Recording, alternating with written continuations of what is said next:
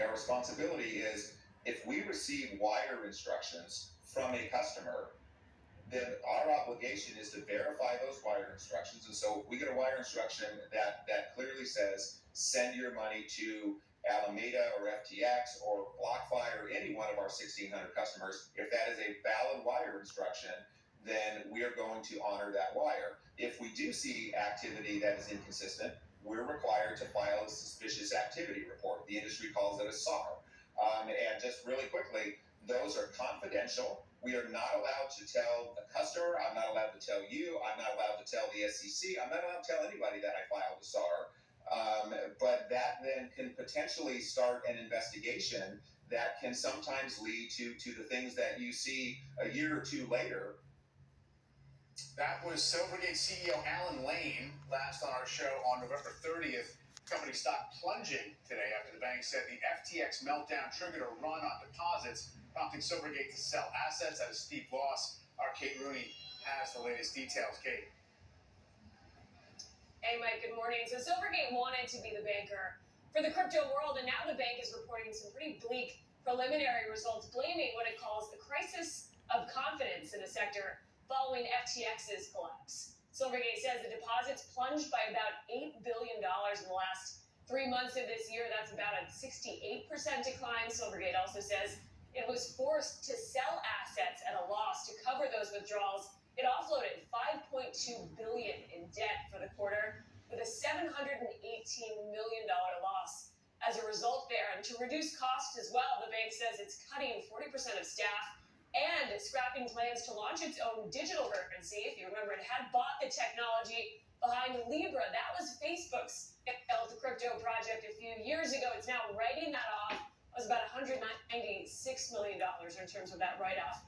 Silvergate says it does have more cash on hand than deposits and another $5.6 billion in liquid debt that can be sold off quickly. The bank will report some full results later this month and says it's still committed to this industry. Guys, reminder, this used to be a small community lender. It's based in San Diego.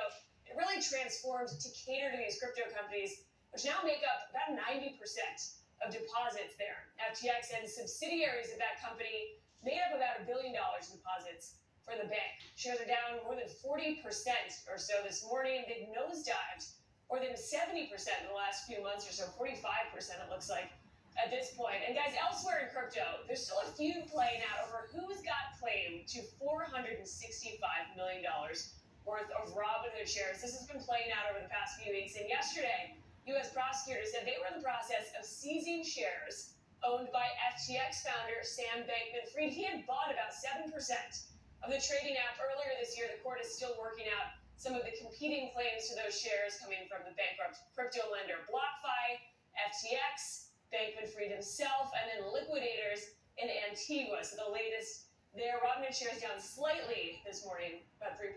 Back to you. Kate, on the Silvergate, the flight of deposits out of that bank, is there a sense out there of where it's going? In other words, people are all of a sudden very suspicious of perhaps a lot of these lenders, these exchanges.